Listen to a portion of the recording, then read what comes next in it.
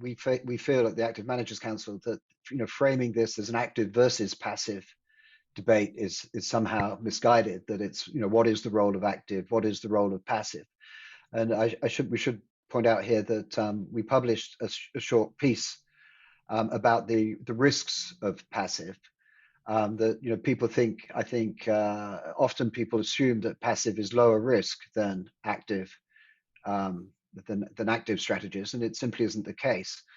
I wrote a blog post about this recently that you can see that deals not just with turnover in the so-called passive indices, but also the fact that when a company exits a passive index, it tends to be a company whose stock has underperformed for a long period of time, and the incoming stock tends to be that of a company whose stock has outperformed for a period of time.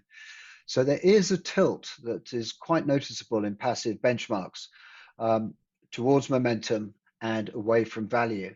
And that may be the appropriate position for asset owners to take. But I think that people do need to be aware of those risks and those features of passive benchmarks. They are not, they do bear risk, and they do have turnover, and they do have exposures in the same way as active managers do.